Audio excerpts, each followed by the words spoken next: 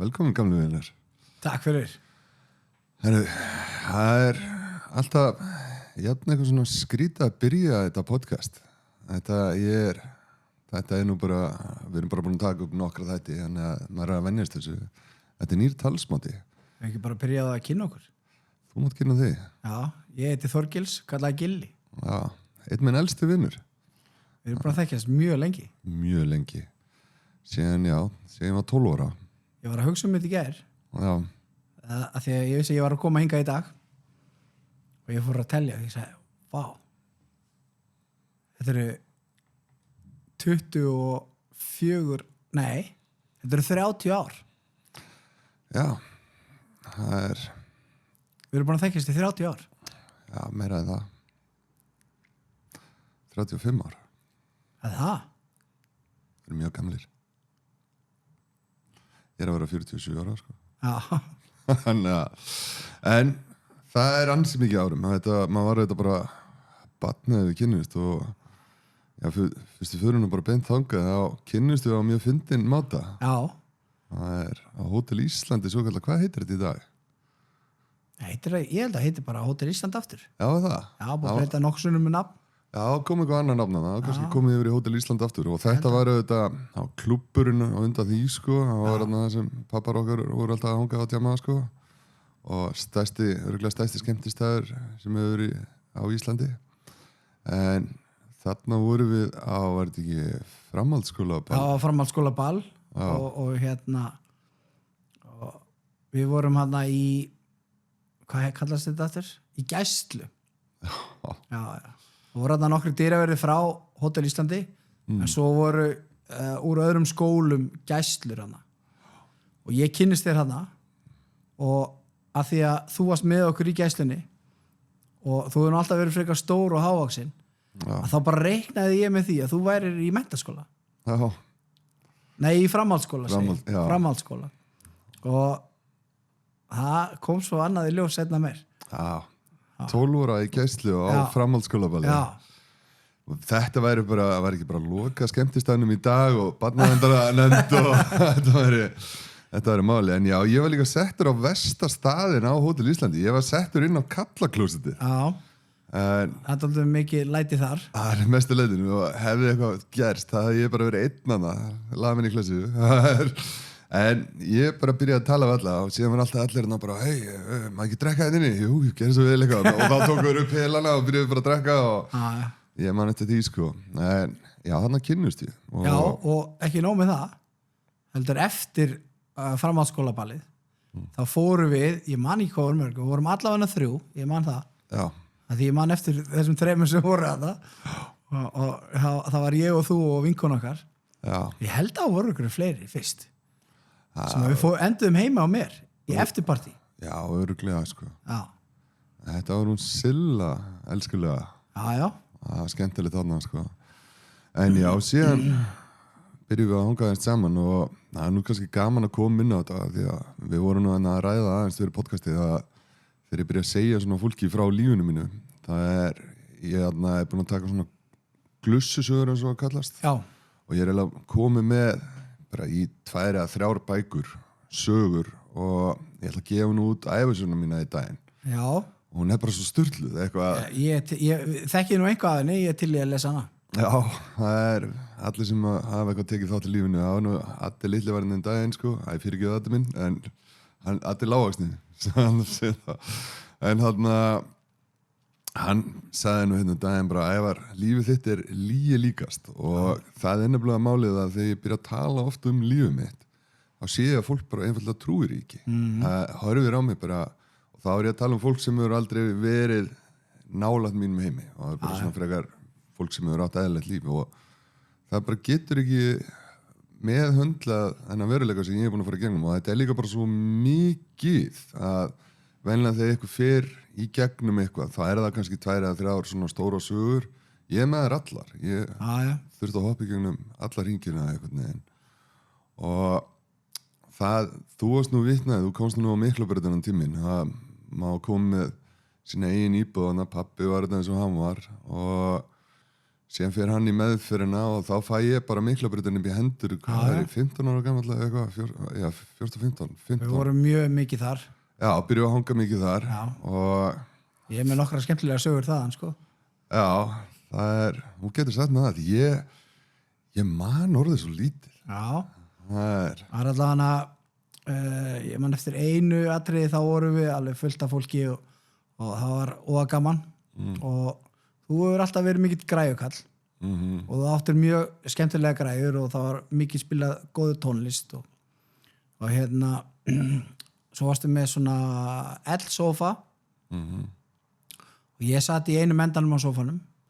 svo var annar strákur sem satt í hinum endanum og við vorum búin að vera í símanum báðir tveir í mjög langa tíma örugglega svona 1,5 klukkutíma tala í síman bara non-stop sko. Og þá segir einhver sem að situr á milli okkar Býtu, eru þið að tala við hvern annan? Þá vorum við búin að vera í 1,5 klukkutíma að tala við hvern annan í síma í sama partíinu, í sama sófanum og bara manneskjan var bara hvað eru þið eitthvað þroska eftir? Hvað eru þið að gera? Bara, við heyrðum bara ekki í hver öðrum þá var svo mikið læti hérna og við nefndum ekki að færa okkur þannig að við hringdum bara í hvern annan. Þetta var greið nágrannir mínir. Já, greið nágrannir, já. Já, gegnum tíðina. Ef ykkur af nágrannum mínu man eftir mér og skildi ykkur tímann sjá mig í þessu podcasti þá bara byggðist ég innilega afsökunar. Maður vissi ekki betur. En ég reyndar hætti því þá var ég komin í Hrafnhóluna og þá var ég komin sko með hátalara sem voru cirka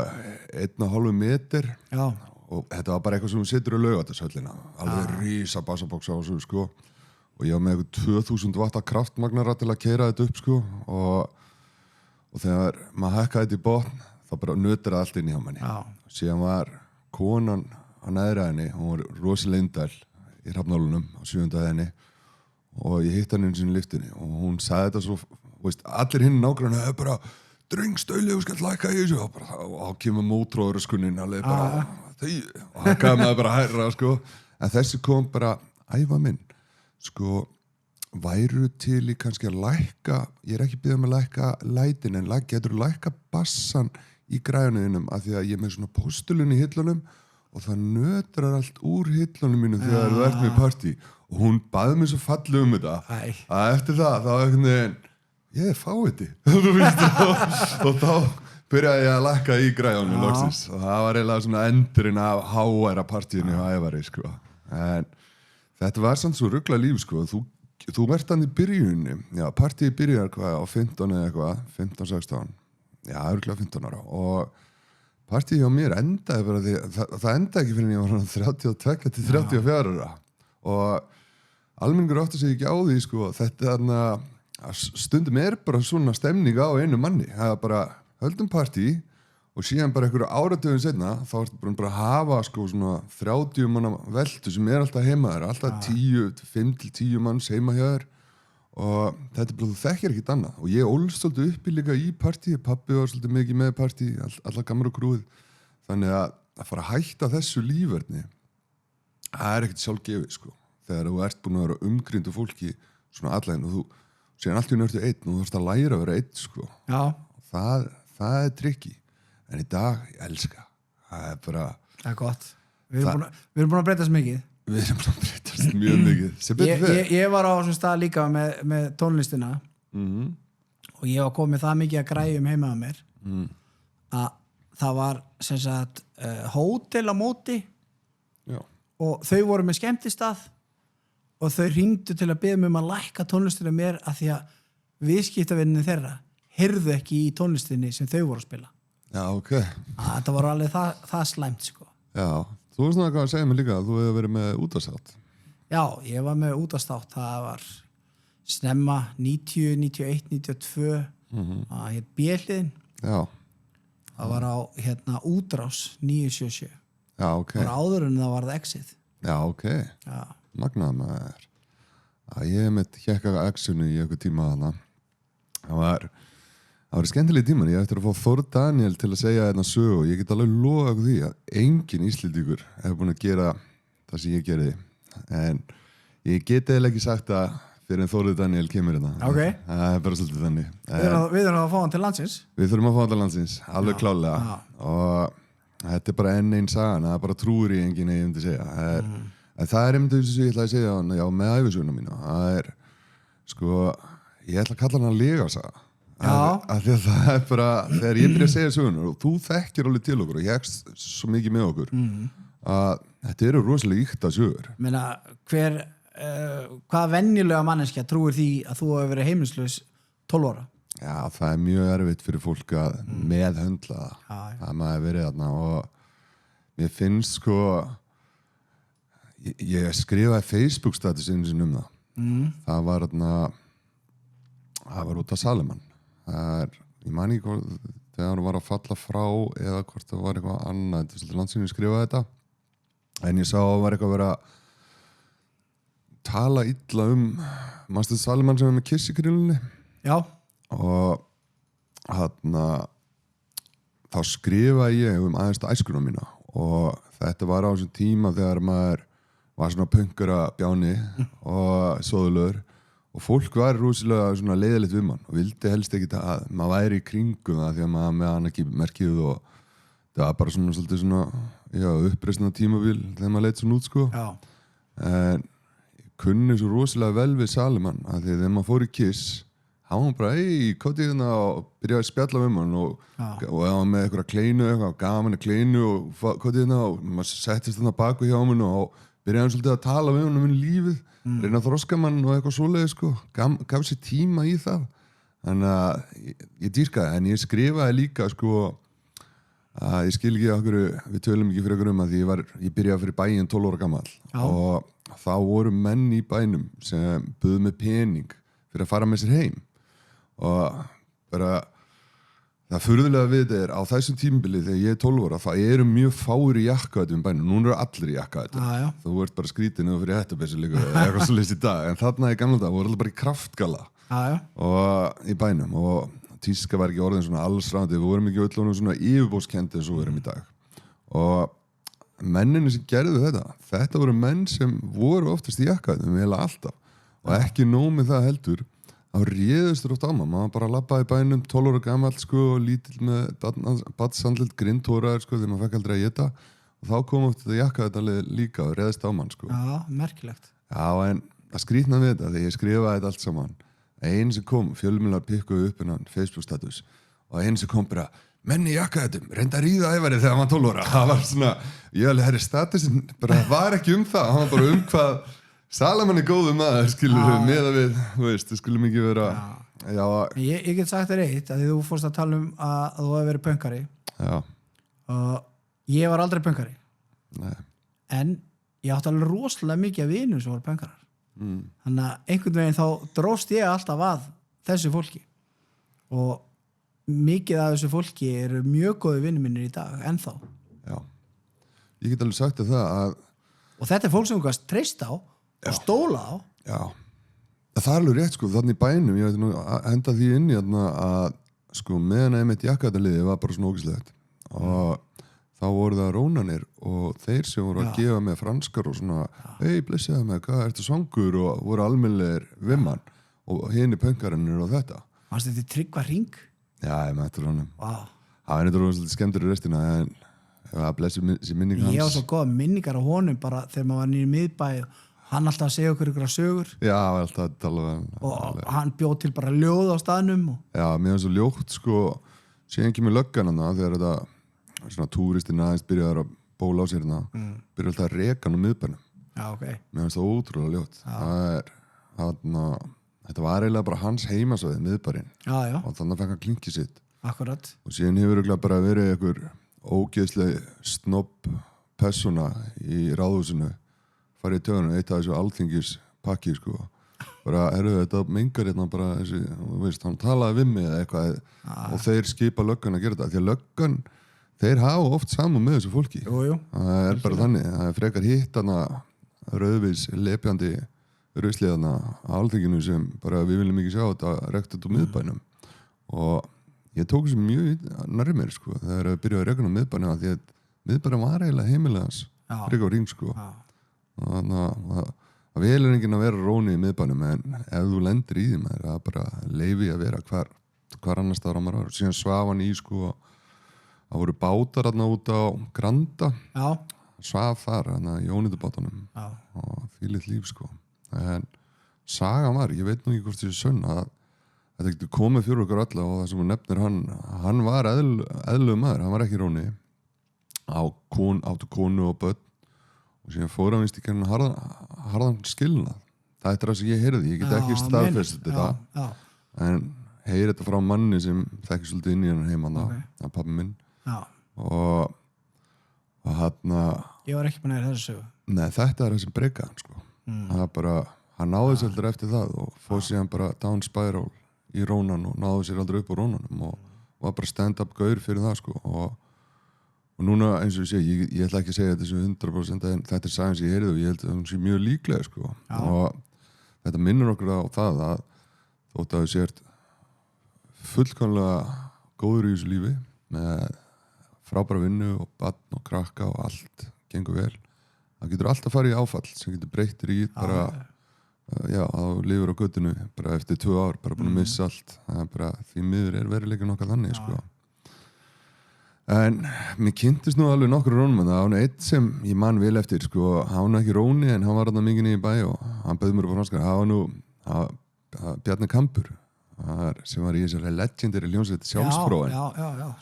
hann kom að það sko hann var nú eiginlega kóngurinn á þessu tíma þvílíkt karisma sem þessi maður var með sko hann var ég held að verið það sem Freddi byrjaði síðan spilakassinn hann var veitingastæði þar á undan sko eitthvað þar á hliðina og hæra meginn og við sátum einhvern veginn þar hann dróð okkur alla inn hann litlu pönkarna komið hérna, köpið franskar handa okkur öllum og við sátum að kjöptu hann og hann var mjög almennilega blessuð sér minning hans og já, það er einhvern veginn svona viðtal við Bjarna það er Rocky Reykjavík eða mynd sem allir þurfa að horfa á bara til að sjá menninguna, hún sýnir svolítið menninguna í tónlistarheiminum á þessu tíma svona endan á punk-tímabilinu og hvað var hann gamall í þessari mynd, 12 ára eða eitthvað? Ég veit það ekki það er hann bara talandi sem hann sé 35 ára reykjandi vindil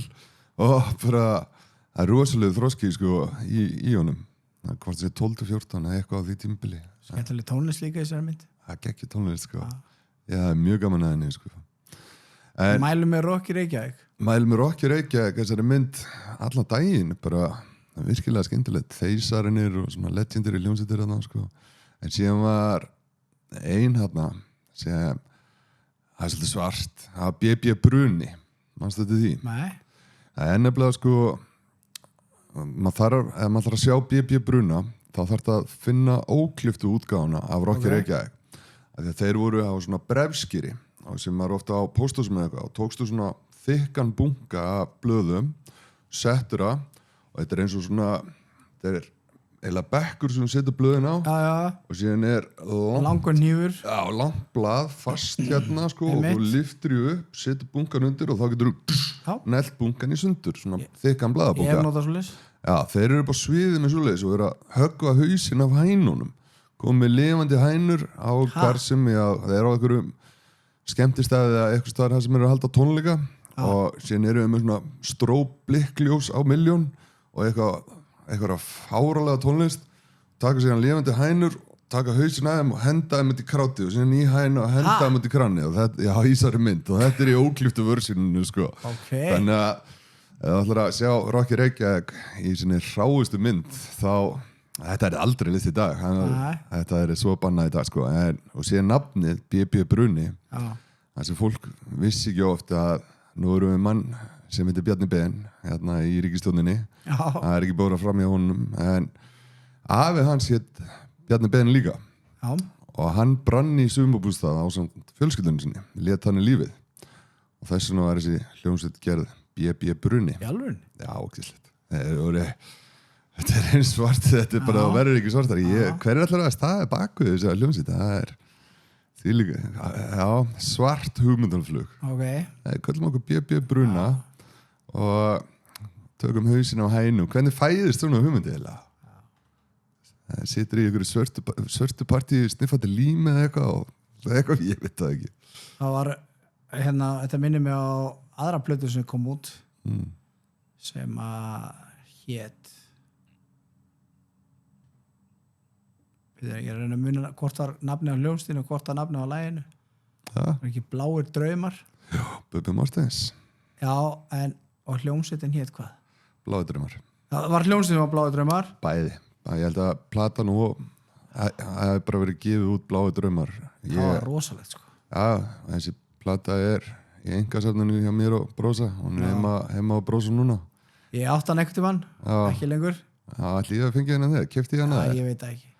Ég er nefnilega á plötuna, sko, það er hægari útgáfuna aðnari leini og það er akkurat. Bubbi Mortens er homalegur enda batna hommin vinur hans getur verið að hans er hommi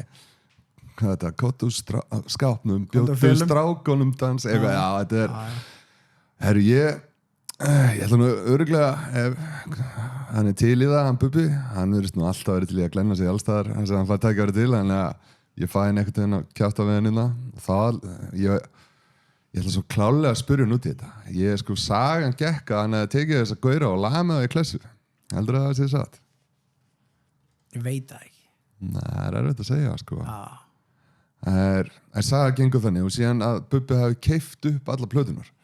þess vegna fóru svo fáar í útgáfu sko en það var drullu gott laga sko þetta var svona fyrir pönkarana Herðu, ég spilaði þetta í útvarpinu. Já, það? Já. Ok. Og skemmtistannum sem ég var plötusnúður á. Já, ok. Já. Það er hann hefur ekki verið hrifinn af því hann hefur frétt af því. Það var ekkert bara ég, það var fullt af fólki sem spilaði þetta. Já, en síðan var þetta sett í bann allstaðar eftir að Bubbi var svona legend þá bara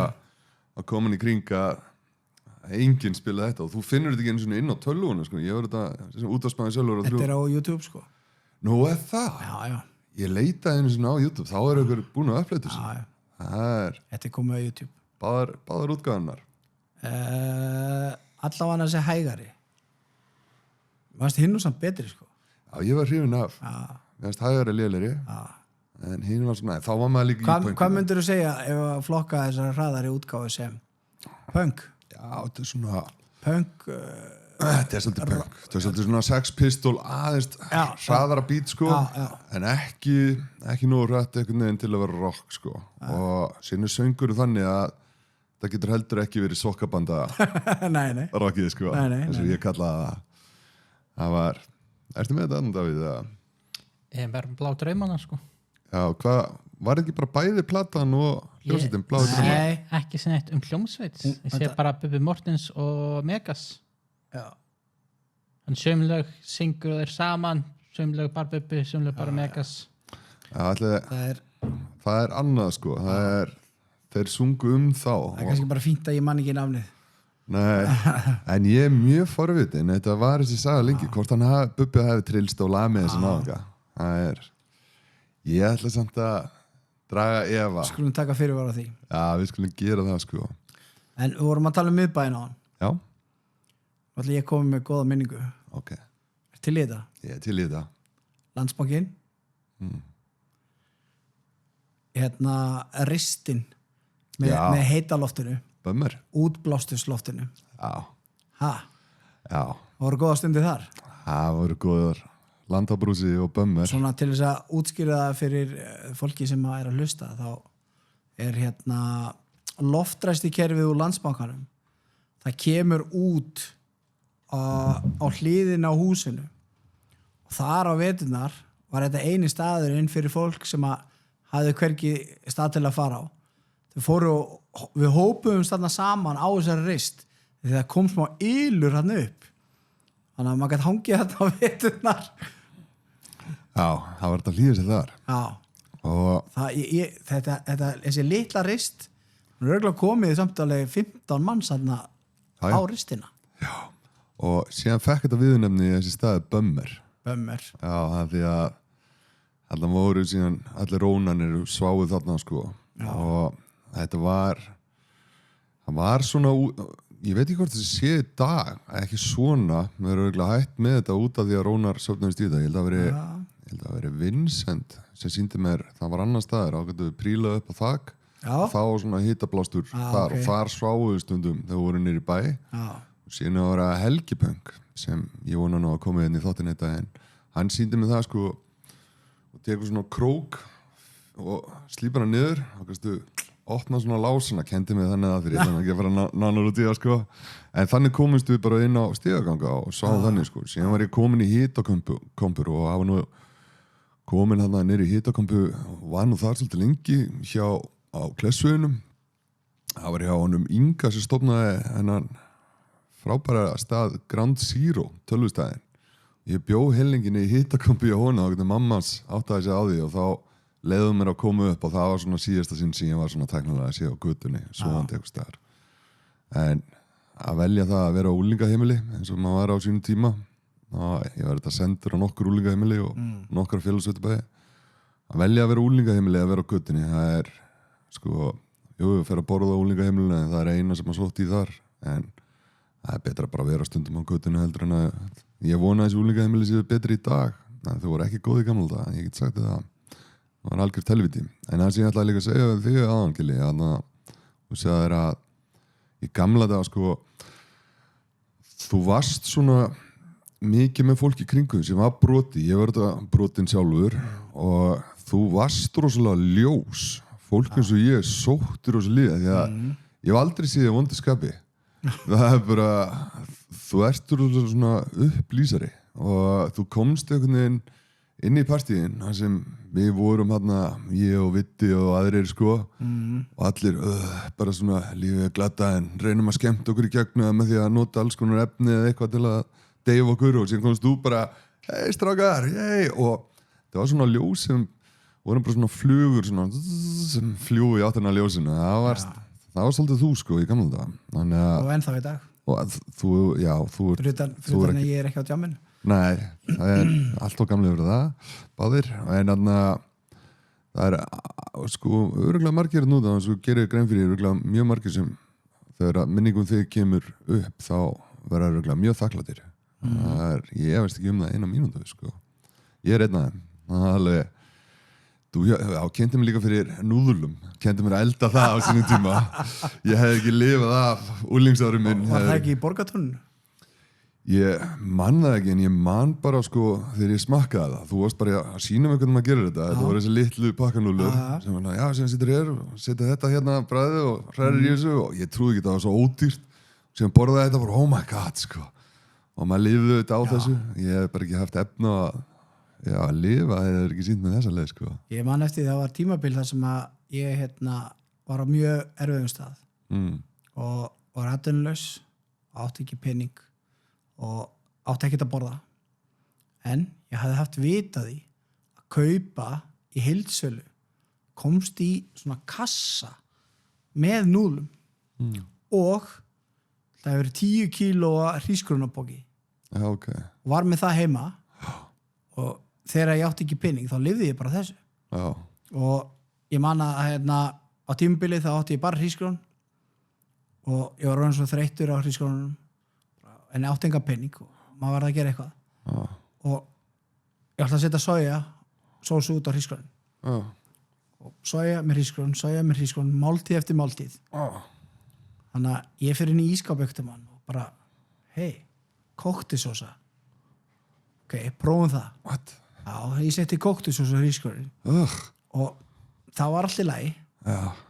sérstaklega að því ég var búin að borða hrísgrjón og soja í bara mjög langa tíma. Það er líka ótrúlega hvað maður sett sér við maður svakur. En svo var kóktsósan búin og þá fyrir ég inn í skap og ég finn remolaði og ég seti remolaði á hrísgrjón og það var rosalega gott og það kom mér svo óvart ég var bara að gera þetta bara til að bjarga mér til þess að ég skilji að því ég var svo þreyttur á sojasósunni þannig ég seti remolaði og ennþá í dag þá seti ég stundum bara hrísgrjón, salt og remolaði og það er bara mjög gott Ég þarf að tjekka af þessu Ég verð að smaka þetta í daginn, sko það er ekki spurning en talaðu svona matavænir og já, þegar maður er á götunni og er svona ungur á engan pening og eitthvað þarna, ég var ekki búin að borða einu svona mjög lengi virkilega lengi og sem var ég með svona tómatsósubref opnaði það, ég var bara svo svangur að ég bara setti upp í mig Þetta er besta tómatsósa sem ég hef smakað. Hún var betri eiginlega en allt bara. En þegar þú ert orðinn svangur, þá er allt gott, sko. Það er allt gott. Það er allir sem, ef þú hefur aldrei farið í gegnum þetta í lífinu, þá veist ekki hvernig þetta það þú veist, ég hef nú ekki farið þar að borða, þú veist, hálflítin mat og ruslagáma með það neitt, sko en fyrir okkur, það þetta bara ógeðslegt, en þegar þú ert ekki búin að borða í viku og ert bara já, og veist að þú ert ekki bara að borða næstina, þá bara líka mann öskra á það og sem bara borða þetta bara eins og besta máltíð bara sem þú getur borðað á þeim tímpandi, það það sem ég fattaði þegar ég drakk þess að tómatsós úr bréfinu, þessi tómatsós var rosalega góð, sko það sem maður leggur á sig, en það eru aðri tímar í dag, góði tímar en já, þetta var mikla breytin var nú þetta byrjun á allri þessi geðveiki sem ég ætla nú að ræða það síðar, sko en það samt tímabil við vorum nú að tala eitthvað Vastíginn það var eitt staður og þetta annað sem ef maður á að tala stundum þetta við fólk þá horfum við bara á hann bara, hann að ljúga kannski við þurfum að útskýra fyrst hvað Vastígurinn var já, það það sem ég ætla að gera þegar ég reyni að útskýra fyrir fólki ég teki, það svona hætti í því þá talaði Mjölnisöldi og Vastíginn og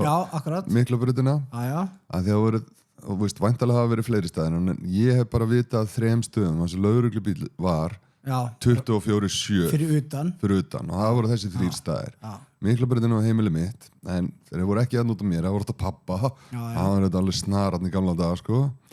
Sem var á Mjölnisöltið sem var bara svona íslenska útgáfan af myndinni New Jack City og sem var á Vastígurinn og þarna já, við ætlum ekki ég þekkti fólk á báðum þessum stöðum Mjölnisöltinu og Vastígnum átti mikið að vinum inn á þessum stöðum og Miklabrautina en eins og þú varst að segja, þá var lögreglubíl fyrir utan og þeir tóku kennitölunar hjá öllum sem fóru inn og út úr þessum húsum og leituðu þær og leituðu líka ég nefnilega fór aldrei inn á þessa staði út af því að lögga var hann fyrir utan þannig að ef ég þurfti að tala við eitthvað sem var inn á þessum stöðum þá hringdi ég þá, herru, komdu út ég ætla ekki að inn því ég vildi ekki láta skrá mig á einhvern lista hjá lögreglunni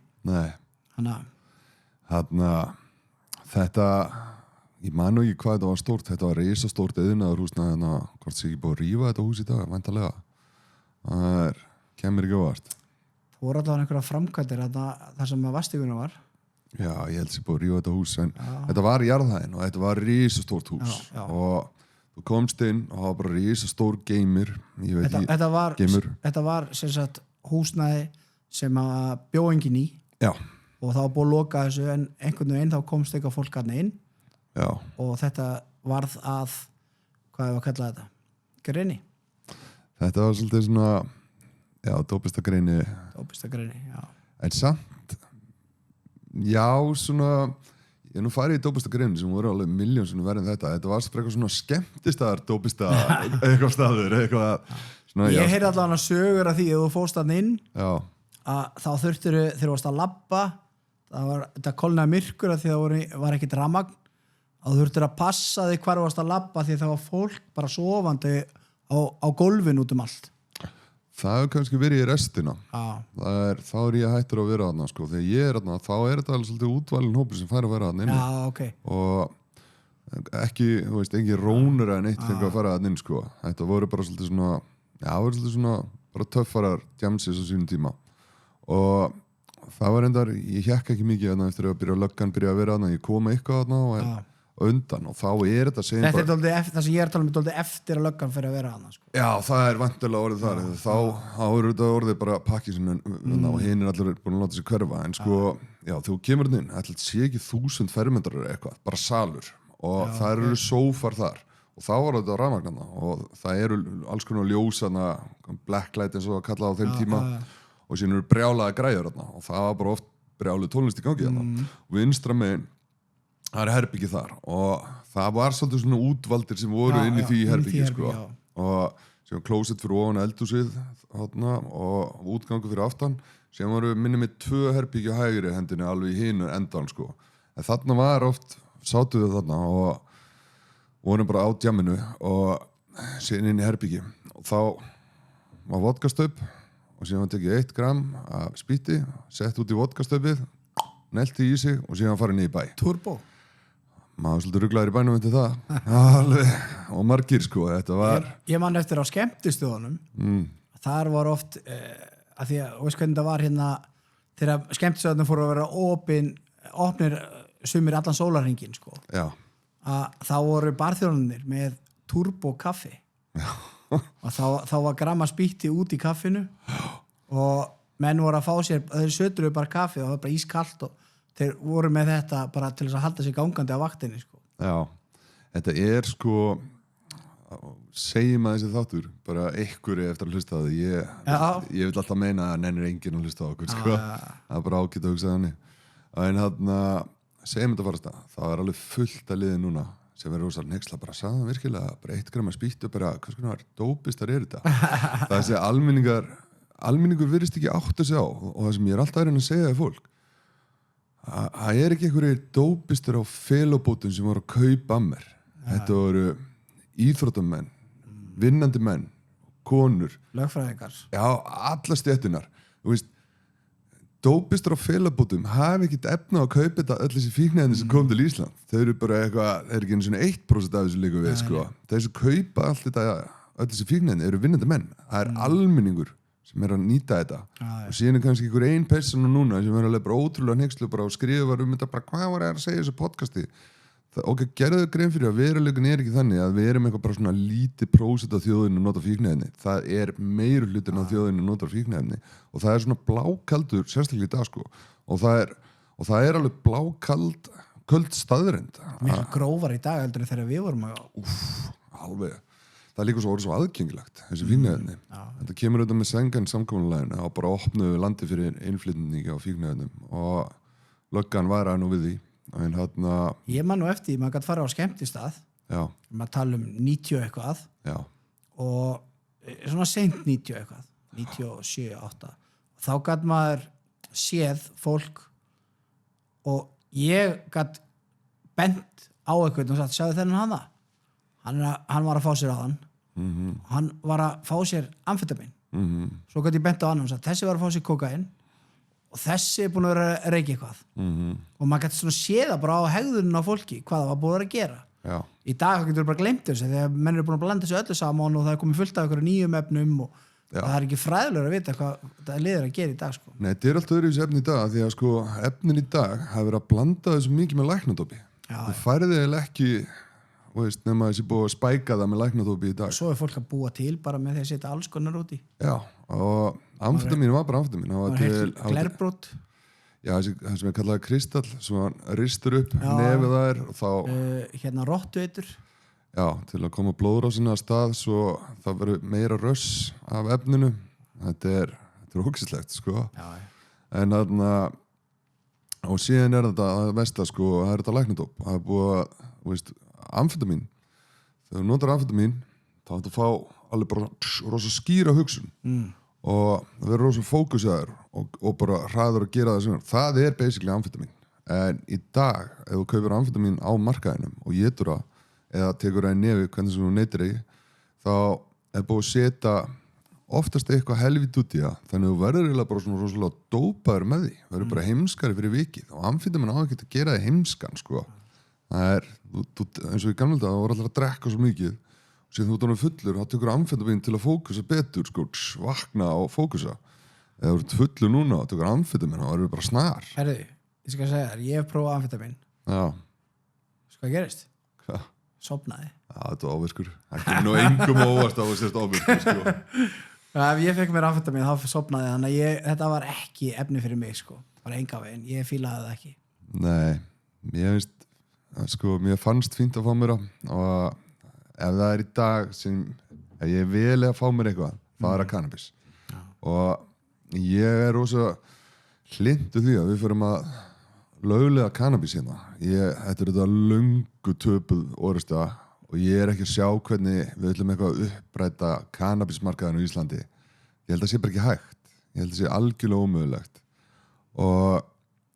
það er sko og bara með öll fíkniefni það er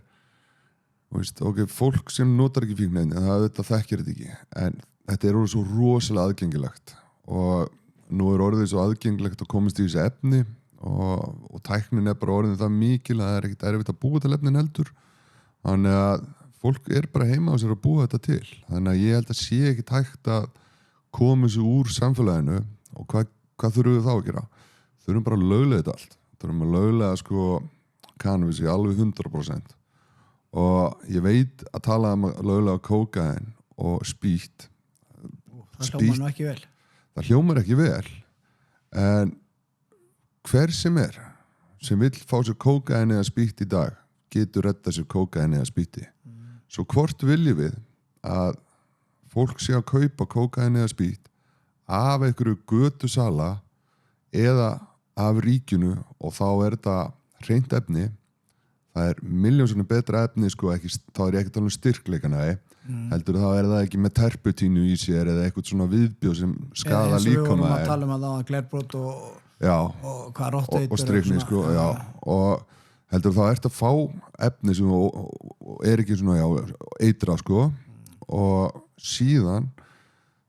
borga skattur að og við getum tekið skattinn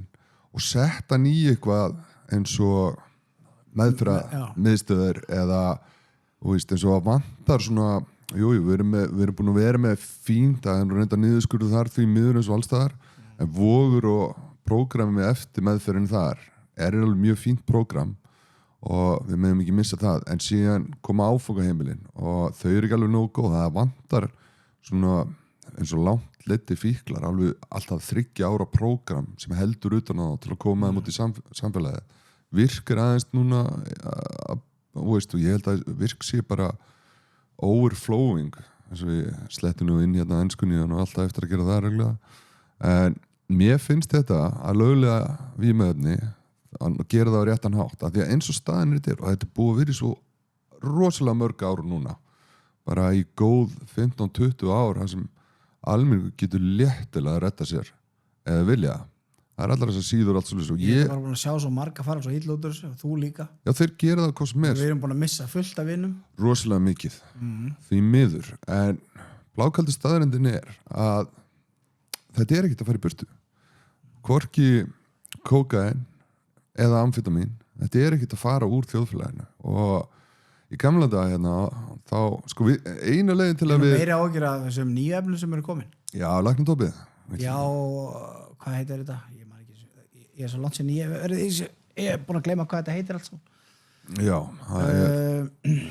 þetta svona smjörsýra sem köllu núna annað, ég stólu úr mér sko það maður komin úr þessu sjálfur sko ketamin víst orðið mjög vinsælt í dag líka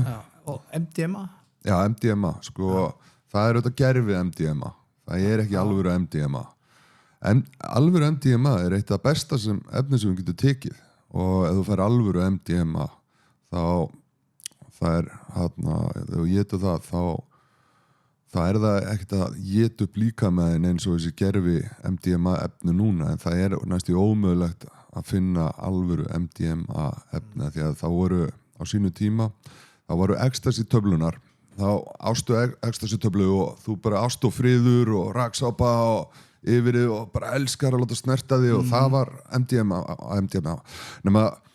síðan gerður það þannig að ég held að mest af þessu efnum að koma frá Bretlandi ef ég mann rétt í gamla þetta Hollandi á lokuður vestmiðunum gerðu það þannig að efnin sem hún þarf til að búa til MDMA efnið gerðu það ómögulegt efnin sem hún blandar saman í MDMA þannig að ecstasy töflunar og já, hvort það hafi ekki bara verið öll Evrópa þá sem við tekið þátt í þessu en ég held að mest af þessu efnum sem hafa verið og mest af þessu var framleitt var í Bretlandi á sínum tíma og byggu til mest af etablunum þaðan sko, sem dreifðust út í Evrópu síðan sko, kom frá reif menningunni sem byrjaði í Bretlandi á sínum tíma og þetta fylgdi henni sko. Ég held nú nokkur reif já, en sko, já, ég man ekki hvaða ára það en þegar lokuð sér vestmiðum þá voru töflunar alltaf hvítar bara alveg skjanna hvítar síðan þegar hætta að framleiða efni þá koma töflunar með brúnum deplum í sér og þá byrjuðu þeir að setja heroin í töflunar og fólk sem átti þetta og þá var kallað að koma upp þetta svolítið harkaleg víma og kemur svolítið harkalega þetta með heroininu sko og það verðist íta undir hitt líka þessi gerfi efni og þá byrjuðu þeir alltaf að æla þú varst að koma upp og það var ekkert að gerast fyrir áður en það tók út en það hefur ekki verið MDMA eftir þetta en þú varst að tala um ecstasíið ég man eftir því ég var í reifmenningunni já og mikið og var að halda reif og alls konar og það var mikið ecstasy. Ég notaði það ekki en ég var í kringum fullt af fólki sem var nota og það örugglega í kringum þetta menningu það sem gerist að fólk fyrir að búa til ecstasy töflu sjálft en ekki í einhverjum vísinda hvað maður að kalla rannsóknarstofu laboratóri og það kom mjög mikið af mjög skemmtum töflum með einhverjum efnum sem enginn vissi hvað var og bara einhver var bara að setja einhvað út í og það var mjög mikið af fólki sem dó og þú varst á einhverju skemmtistað og það bara rundi ykkur við hliðina bara í gólfið og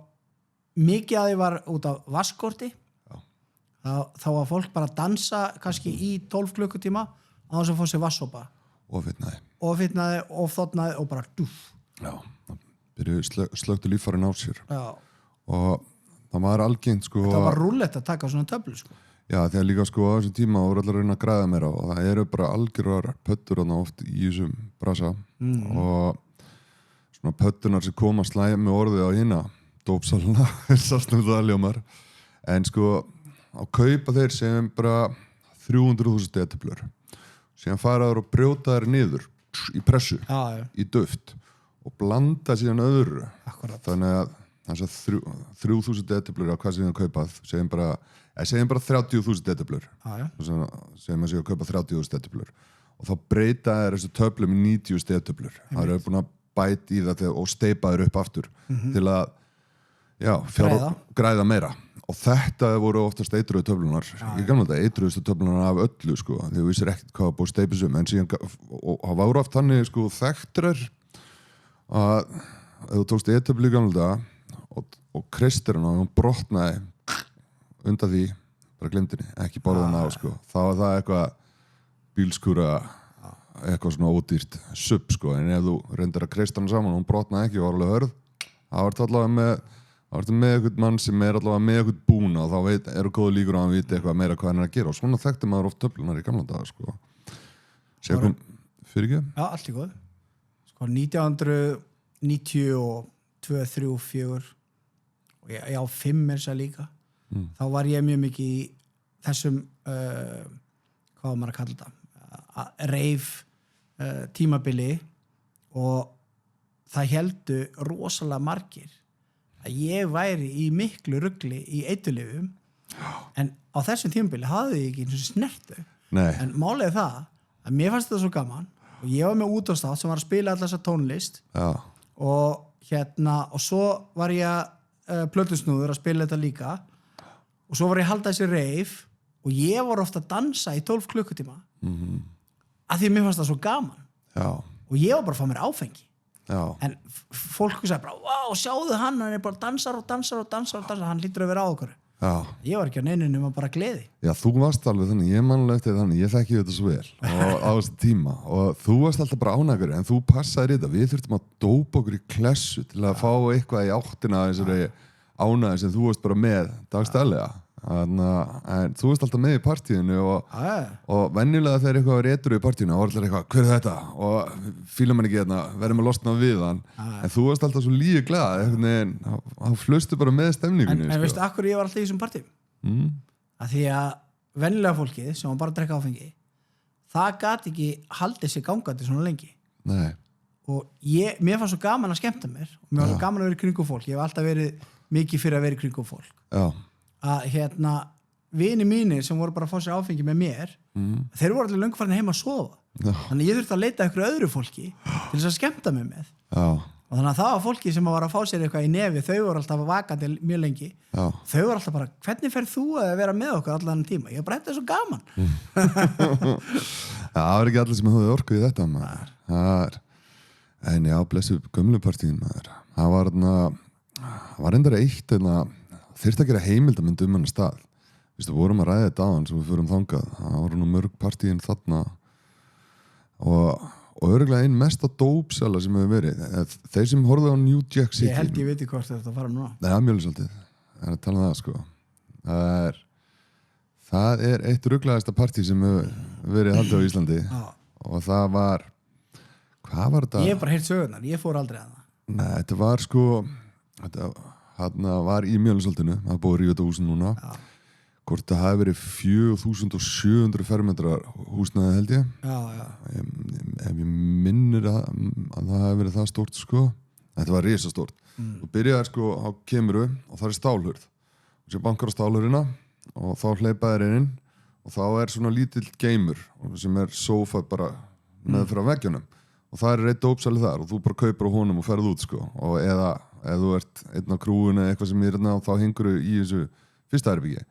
En síðan endan á því herbyggi sko, þú lappar inn út úr hurðina og lappar inn þá er hann í endanum vinstra megin en síðan er önnur stálhurð þarna. Og þú bankar á hana sko eða þú þekkir eitthvað og þá er hleypt þar. Og hægra megin, þar voru nokkur herbyggi þar og þú gast lappa þar aðeins lengra og þá endaður inn á svona risastóru vestæði sko. En ef þú lappaði til vinstri og þar var svona íbúðin og þetta var alveg svona þetta var iðnaðarhúsnæði þannig að þetta var svolítið svona gettó inni alveg þangað til þú komst inn í íbúðina þar sem var vinstra megin hún var aðeins öðruvísi og það var einn hana sem var með þá íbúð sko sem, já ég vil nú ekki nefna nafnið á honum en þarna þetta var merkilegur staður, þetta var bara rosalega skipulagt sala og ég veit nú ekki hvernig þeir náðu nú að koma öllum þessu fíknefnum inn á hann stað til að selja sko eða þannig að þú komst þarna og löggaði hann bara fyrir utan hann eða leitaði öllum sem löpuðu út þarna og það er ekki bara verið með eitthvað aðra leið inn einhvern veginn komið þeirri sinn sko eða hvort það hafi verið klassíski endaþormurinn bara þannig að þeir sem voru að fá sér í nefið þarna þá bara voru þeir að sjúga úr einhverjum rassi sko þannig að það er algengt en þarna var að þyrst að gera heimildamind hann á stað sko það veit bara ekki ég get ekki ímyndað mér að ég sé til ykkur á ljósmyndarinn inni því það verður tekið ljósmyndarinn inni það verður verið lamin í steik sko fyrir það var ekki símar með einhverja myndavælar þarna á þessu tíma sko. sem betur fyrir sko já, það er líka annað við fengum að sjá tímana áður en myndavælar símar og interneti kemur það var miklu ruglari stemning ég er mjög fegin að hafa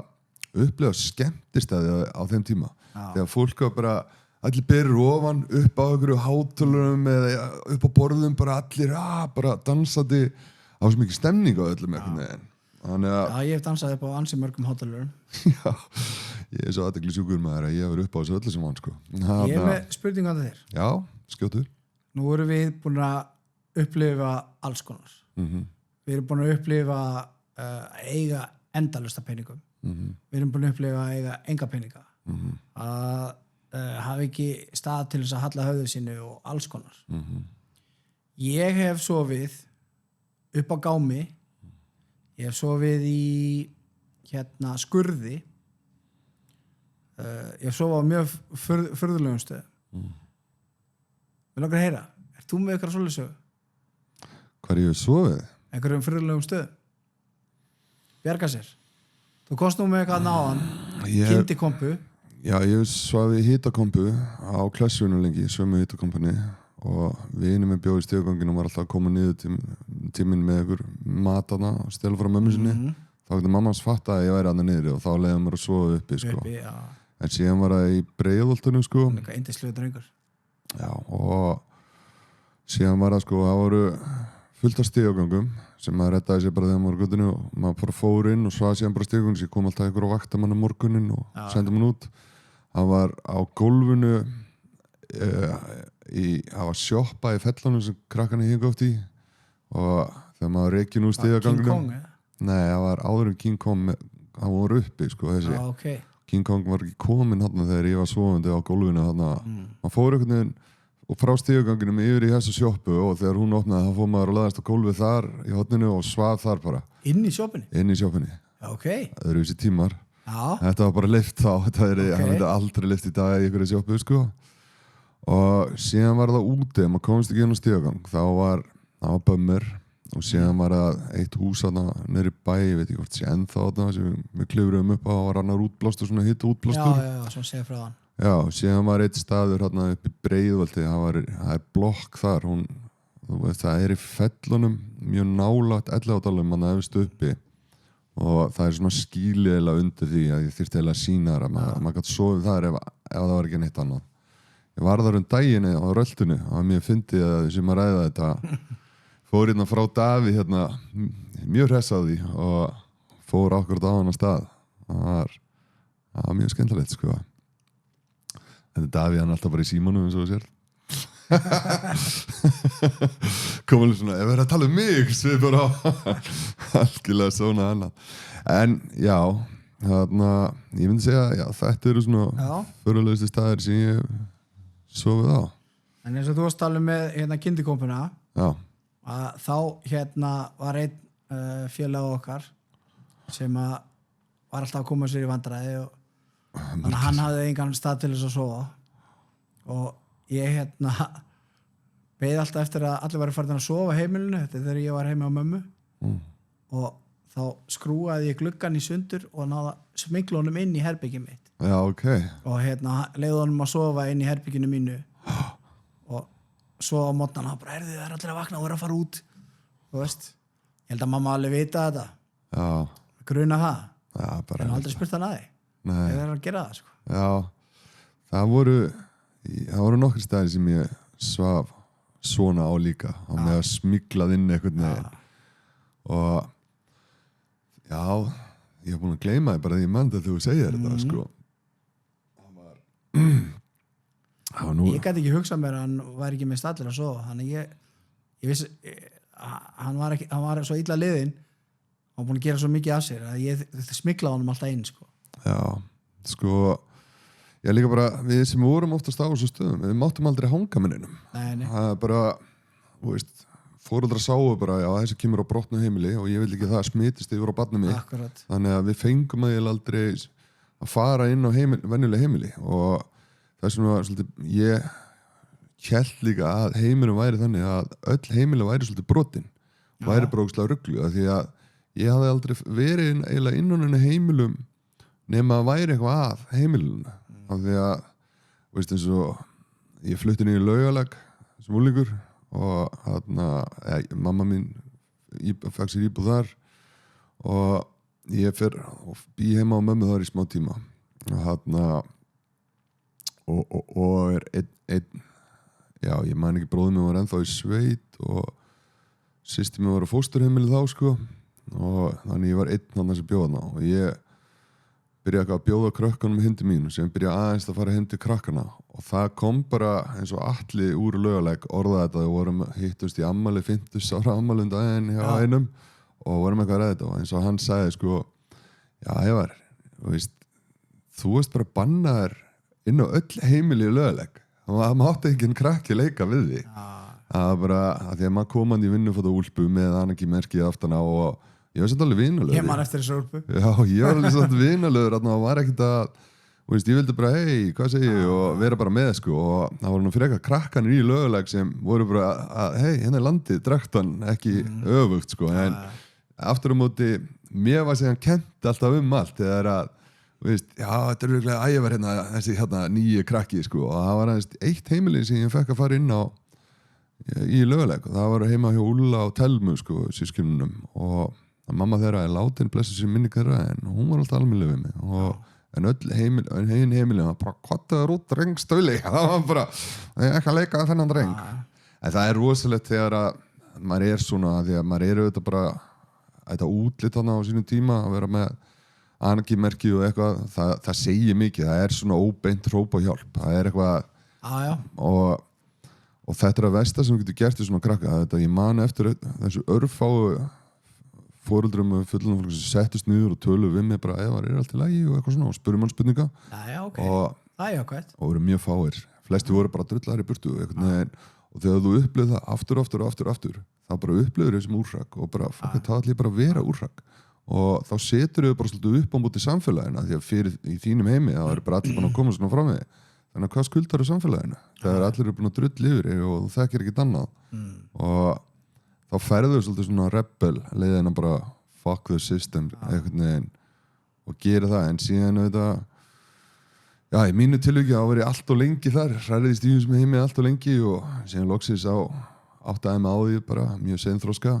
að þetta væri ekkert líf og það var 2009 þá fyrir ég að breyta lífinu mínu og hef verið að vinna í því síðan og hingað erum við komningilið minn við erum alltaf ánum betri menn í dag þú hefur alltaf verið góðu maður samt Takk fyrir það var alltaf verið rosa aðdáunarvert við þig og sem betur fer, það var ég með þig með Kolla, með Bjarka og fleiri sem voru með svona gott hjarta og án ykkar það hefði örugglega glatað mér miklu verr nema þið voru alltaf einhvern veginn svona hei, Ævar, ég skal vera með góðmennskurina hérna og sína þér aðeins að það er til góð hjörtu í þessum heimi og ég held að það hefði hjálpað miklu fyrir mig heldur mér að hafa svona menn eins og því í kringum mig á þessum svörtustu tímum að efinar sko það hefði gefið okkur miklu meira en þú gerir þig grein fyrir Takk fyrir það, Gilur minn En hvað gerum við samt í sambandi við nútíman? Nú er allur heimurinn sko þegar við vorum úlingar þá var þetta svolítið svona lítill þröngur hópur úlingur sem voru svolítið svona átkast eða götu en nú er það svo mikið þetta Það eru rosa mikið þetta og hvernig er þetta að snúa við þessari þróun? Er það með það löglega fíkniefni? Veit ekki hvort ég þóra að fara niður þessa götu sko Ég held að segja eina leiðin sko sem við förum aftur þarna Ég allavega cannabis það er tímaskekkja að sé ekki búið löglega það og núna erum við að tala hvernig ætlar að útrýma einhverju sem þú getur ræktað inn í heimahúsi án þess að fólk taki eftir rafmagnsreikningunum það er komna leiði til að fara fram hjá því og það er bara ekki hægt þú getur það ekki þannig að cannabis verður alltaf og svo hvort viljum við hafa það í hendur á glæpamönnum sem gera það oft þannig að þú veist að þeir taka oft gróðan síðan af kannabisræktuninni og nota það til að kannski kaupa kókaín erlendis og síðan flytja það hingað inn skilur þetta er bara svona vefur utan sig svona gróðrastað sem er og bara ef það sé örugt núna að við munum aldrei losnaða kannabis segjum það sé bara örugt, við vitum það hvort viljum við það að glæpamennir séu með það áfram eða hvort að ríki verið með það segir sér bara sjálft auðvitað viljum við að ríki við sér með það og við græðum skatt að því og notum skattin til að hjálpa fólki það meika bara svo miklu meira sens ekki áfangaheimili og meðferðarstöðar sko eina leiðin til að losna við hörðufíkniefnin eins og kókaín og amfetamín og allt þetta það er bara að loka landinu og það lítur ekkit út fyrir að við séum að fara þá leið það er og veist alveg út af hverju það er út af hverju er það vegna þess að það er fólk sem er að græða alltaf mikið penning á þessu og það er fólk sem hefur stjórnin í höndunum á sér sko já ég veit ekki hvort ég þór að tala um að löglega fíkniefni en ég veit ekki hvort ég þór að tala um þetta fólk er alveg snarugla ég var að opna þetta já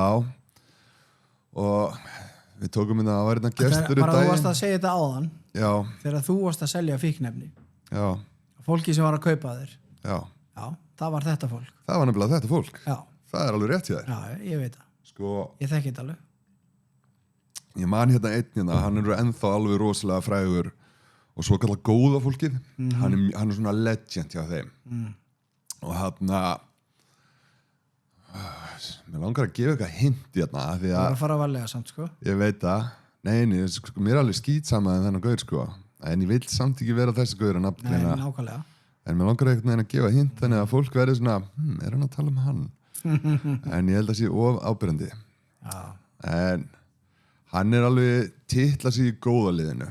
og þetta var mjög fyndið þetta er þegar þetta, allt er að trillast á netinu og byrja svolítið að trillast yfir öllu hoppum við úr einu yfir í annað á netinu og trillast yfir þessu og fordæmum fólk og ég man sko að það var verið að fordæma þannig er hann svona alveg búin að springa út hérna og eitt frægast í Íslendingurinn hérna þá sko og hann er alveg frægur á svona á útlöndum líka núna þessi maður hérna og en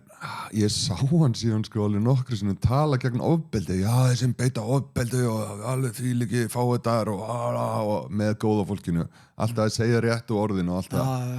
og síðan er hann að borga mér að því að stóli frá honum tölvu laptoptölu og þá er hann að borga mér eða láta mig hafa pening til að ráða menn til að fara og sækja tölvun og lemja mannin sem stál tölvunni og síðan er ég að horfa á hann í fjölmiðlum á saman tíma og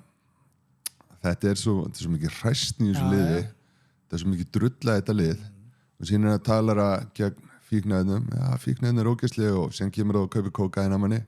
eða eitthvað svoleiðis á þessum tíma sem það var í gangi, þú veist það sem ég er alltaf að segja og almenningur gerir sér ekki grein fyrir, jú, það er alveg fullt af liðana sem hefur aldrei notað fíknefni, það er orðið minnihluti af samfélaginu í dag sem er aldrei pröfað fíknefni því miður, en þessi óbyrlega, ég hef aldrei pröfað fíknefni, það er svo mikið lygi, það er allir byrjað að ljúga svo mikið, það er bara margir, þannig. Ekki allir, en það er orðið svo samþykkt í samfélaginu, við lifum á tímum þar sem þú býrð til staðal ímynd þína á netinu og með lygum þú býrð til eitthvað svona fake staðalímynd á Facebook. Þú ert bara að þykjast. Þetta er bara gríma sem þú ert með. Já, og það er bara búið að samþykja þessa lygi. Þetta eru hluti af veruleikunum og þetta bara smitast inn í síðan hvernig við hefðum okkur í alvöru lífi eða þú veist búin að vera að ljúga öllum á netinu aftur og byrjar bara að ljúga meira í alvörunni. Og það er einmitt að máli með þessi fíknefni að þú veist, það eru allir á sig ef þú veist einhvern veginn hvernig fólk lítur út á fíknefnum. Talandum að þetta sé fake. Þá þekki ég nú mann sem að hann posta hann ekki mikið á samfélagsmiðla en það kemur fyrir og þegar ég sá stöðuna hjá honum þá hugsaði ég bara, hann er bara í góðum málum en svo kemur bara í ljós að hann bara búin að vera veikur í mörg ár. Já, ég þekki þann mjög vel eða Telmi þekki hann vel ég held að þekki hann enginn almennilega samt hvort hann gera það sjálfur en já hann var þetta er nefnilega hættulegt. Þetta er hættulegt þegar maður getur verið að búa til einhverja falska ímynd í einhverjum samfélagsmiðlum og þá veit enginn að það er eitthvað að. Það er endur alveg rétt og ég veit að þessi maður nefnilega hann var að glíma veikindi í mörg ár og þegar hann átti góða daga þá svona tók hann mynda sér og setti víst á netið en ég veit að hann vildi ekki tala veikindi sín. Akkurat. Af því að hann byrjaði vist að tala veikindi sín og hann sagði að fólk hann byrjaði allir að efast hann því að hann, veikindin hans komu vist í köstum og hann þegar hann var veikur og var í kasti þá fór hann ekki út úr húsi þannig að fólk eiginlega sá hann aldrei þegar hann var svona virkilega veikur og þannig að gera sér ekki einhvern veginn grein fyrir en hann byrjaði vist að tala það þá voru allir bara, er hann veikur, er hann að láta vorkenna sér eitthvað svoleiðis þannig að hann lokaði sér af og það er annað þegar einhver er veikur að byrjuði alltaf bara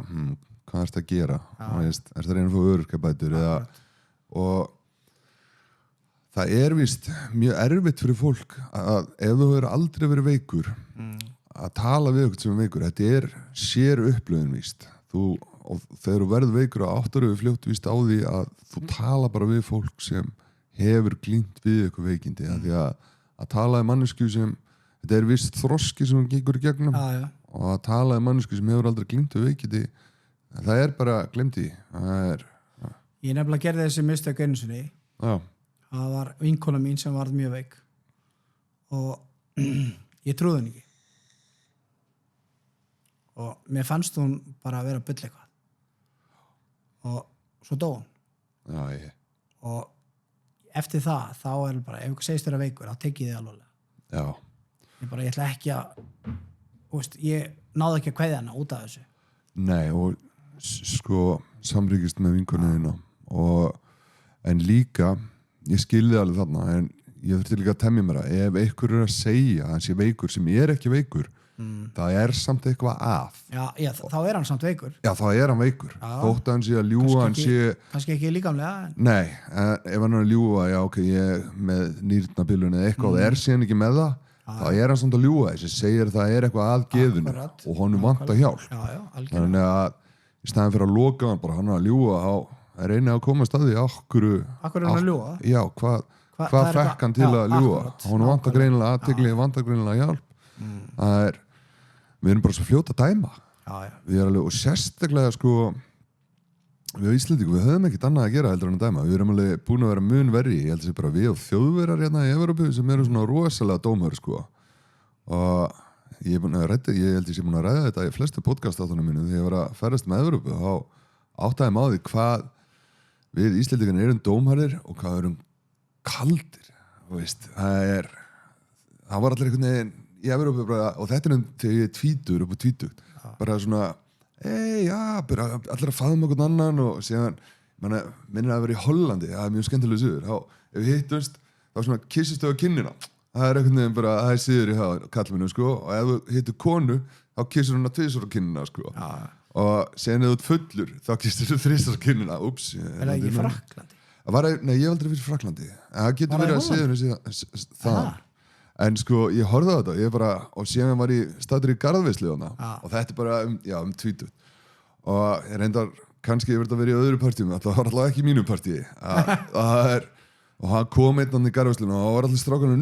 hann sköpaði nýja buxur. Og hann bara, já, faraði ekki neitt smá vel. Og ég var bara, vá, ég hef aldrei séð svona, hefur gert þetta á Íslandi, og bara, ertu gay? Og ég bara, ég held að það sé gay, lemjumann. Eitthvað svona, hann var bara, þú hrósaðir ekki öðrum kallmannu sem var að kaupa sér buxur. Og ekki einu svona kvennmann held ég, en þetta búið að skána. Sko, þetta var að vekja upp minningu á mér að hópurinn sem við tilherðum að það voru allir svo uppteknir af því að vera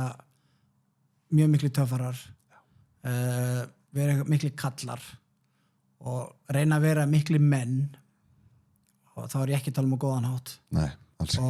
Og þú máttur ekkert sína neitt veikleika. Ekki neitt.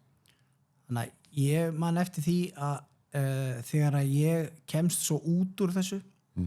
og fyrir að lifa eðlilegu lífi, þá fékk ég hvað ég kalla þetta, andlega vakningu, og við það þá grét ég í fyrsta skipti í mjög mörg ár, að því að maður til þessum hópi, þá mátti maður ekki sína veikleika, þannig að maður grét ekki, og ég endaði í meira en klukkutíma grenjandi á gólfinu. Já. Og það var bara þvílík losun. Já. Og það var svo gott. Það bara verið svona tilfýlingar sem varst búin að íta niður sem að vera að springa bara að nöfna það. Algjörlega. Já. Og ég grét bara, hágrét í meira en klukkutíma. Bara einn heima, ég var bara í stofu á gólfi, ég lá á gólfinu. Og þetta var byrjunin á nýjum kafla í mínu lífi. Ég fer þarna úr gamla brotna farinu sem ég hafa búin að vera í það að eiga yndislegt líf í dag. Og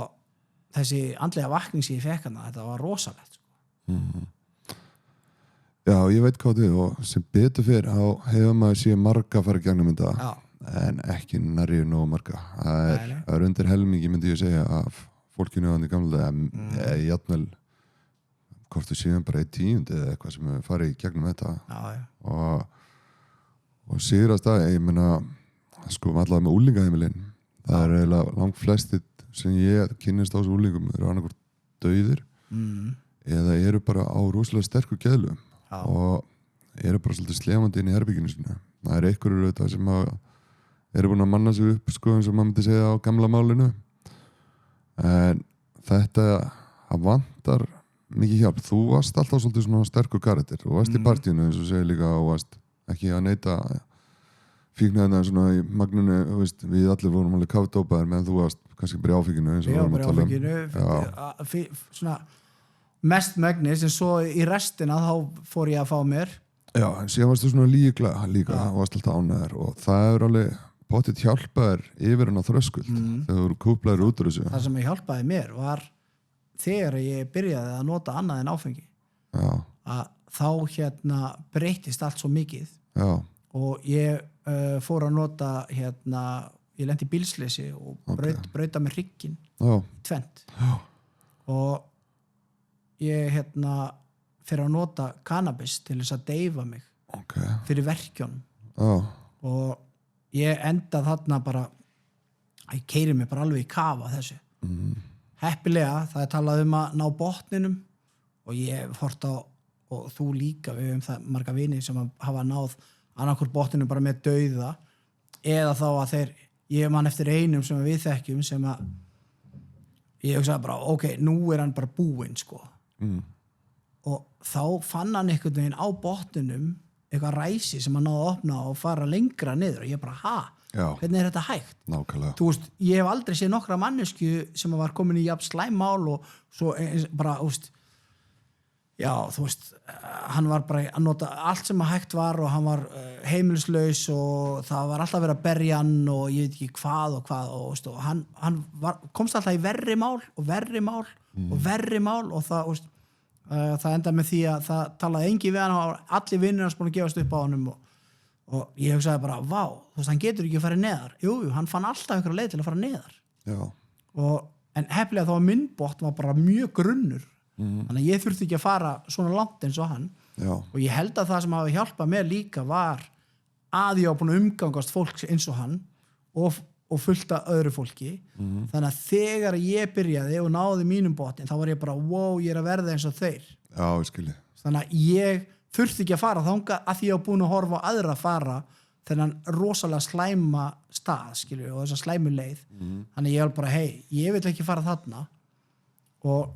það sem bjargaði mér að ég bað bara æðri mátt hjálp. Já.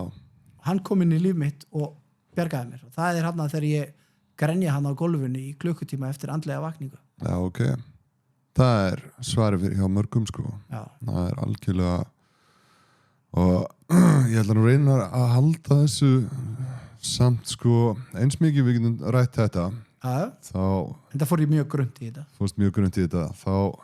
er bara trúarbröð þannig í podcasti að fólk bara að slekkur á podcastinu. Já. Þannig að við skulum stoppa þarna. Já. En ég er samt mjög þakklátur fyrir að myndist á þetta og ánægður fyrir þínu upplifun. En það er, sko, merkilegt á að segja þetta, margir með ræsið að sjá hvernig fólki er og fer niður. Það er sama upplifun og ég upplifi, sko, ástæðan fyrir að ég fór aldrei í læknadópið, að ég þurfti alltaf að pröfa allt. Það er auðvitað að ég hafði pappa minn, ég sá, sko, hvert hann fórst. Já, hann var alltaf bara í amfetamín og áfengi og cannabis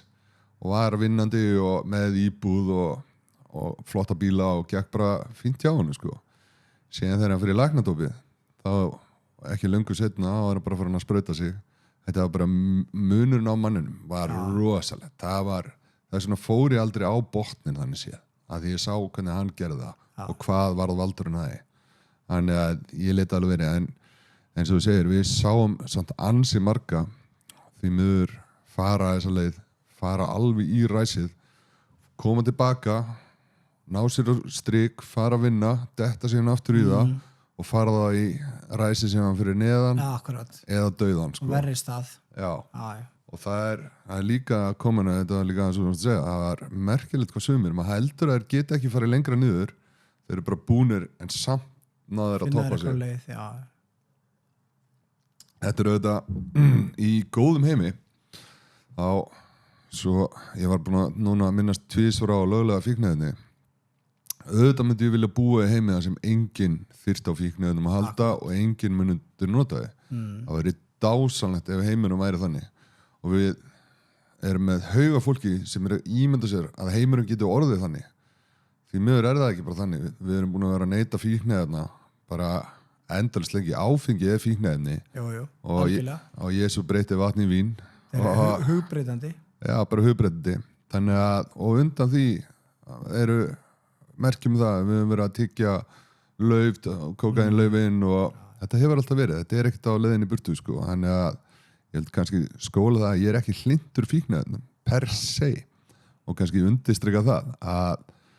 en að banna eitthvað sem er búið að vera að banna þeir lengi núna og hvað var það, fíkniefnalaust Ísland árið 2000. Já, mannið því. Já, það er bara aldrei verið jafn mikið að fíkniefnum eins og núna. Þetta er allt öðru í þessi tímar. En þannig að við þurfum virkilega að skoða hvað við ætlum að gera til að bæta samfélagið og hvað gerum við til að bæta samfélagið. Við ætlum að hafa þetta bara ennþá undir steini og vera eins og strútar og fela hausinu á okkur og sjá ekki hvað er að gerast í samfélaginu. Eða við ætlum að finna einhverju aðra leiðir heldur en að segja að þú mátt ekki gera það. Það er klárlega ekki virkað í samfélaginu í dag. Þannig að já, ég undirstrika, ég er á móti fíkniefnum í dag, en þau eru þarna. Ég er á móti áfengisneyslu líka, en hún er þarna. Og best væri við auðvitað erum búin að sjá þetta bara þvílíkt við tveir já, hvernig þetta hefur áhrif á fólk já, en þetta er við verðum að sætta okkur við það þannig að við þurfum að skoða leiði til að löglega þetta og við veistum að við eigum að byrja á kannabis löglegingunni. Davíð, hvað eru konur upp í? Við erum komin upp í 80. 80 mínútur. Hvað finnst þér þess að löglegingu? Sko, það er stoltið þar sko, mannska sem hefur aldrei prófað neitt dóp hérna. Það er endur eitt, þú sem tala setja ríkið í þetta og svo ríkið með þeirra áfengi. En flestir vilja að ríkið sé ekki með áfengi, heldur að það sé bara í matvöruverslum og svoleiðis. Er það? Og hérna... Er það ekki bara því þið vilja hafa greiður aðgang að því? Jú, það vilja hafa greiður aðgang að því og margir segja nefnilega að áfengi er verra en cannabis og fólk vil hafa það bara já, höfum það bara í verslunum sem 14 ára krakkanir vinna í og allt svoleiðis og allar sólarhingin og hérna. Ég er algjörlega á móti en síðan núna aftur á móti þá er komið þú veist, síður hér og þar á netinu að selja áfengi og skuttlaði heimtíðin þannig að það er mjög auðvelt að geta keypt áfengi alla tíma bara 24/7 á Íslandi í dag búið að vera alveg töluverða langa tíma mörg áru núna, þá getur farið inn á svo síður og panta áfengi heimtíðin þannig að ef þú ætlar að fá áfengi þá rettur það áfengi þannig að getur meira þess að panta erlendis frá já, þannig að sko að hafa þetta í ríkinu núna, bara ríkinu það er orðið bara úrelt fyrirbæri þetta getur á frekar bara verið vestlunum og munið þetta auka áfengisneysluna og veist, það þurfum frekar að líta á það þetta er, ég held ég nú að tala um það í öðrum þætti hérna, það var gerðið heldur skemmtilega rannsókn, við talaði þetta myndi á við fúsa en þetta tóku mís, hefur þið heyrt um það? Nei. Það er settu í drykkjapillunan kókain og venjulegt vatn já. Og músin eða mísnar, það er bara í staðan fyrir venjulega vatnið, bara kókain all the way, þannig til að dói og drukku það bara massíf neysla síðan var eitt sem vildi taka þessa rannsókn lengur af því að það var að sína bara fram á það við veljum frekar bara neysluna þegar þetta er fyrir framan okkur þess vegna eigum við að banna þetta en síðan aftur á móti hann bara býta einst byggði bara skemmtigarð fyrir mísnar eitthvað svona risastóra það sem getur verið í hjólum og bara drauma líf fyrir mís síðan sett hann kókainpilla og venjulegan pilla og þessar mís sem höfðu allt þetta space og öll þessi tæki til að leika sér í og bara yndislegt líf drukku bara venjulega vatnið já, okay. á móti því sem þeir sem höfðu bara venjulega búrið drukku bara þetta til að deyfa sig til að deyfa sig þannig að við þurfum bara að bæta lífskeiðin í fólk þarf bara að fá almennilega borgað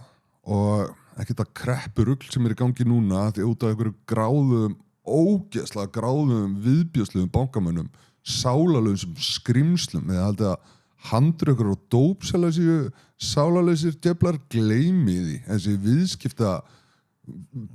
bara maniacs þú veist, þeir blikki ekki augum með að setja samfélag á hausinn bara með henni græðaði sko, þetta eru ógeð og þarna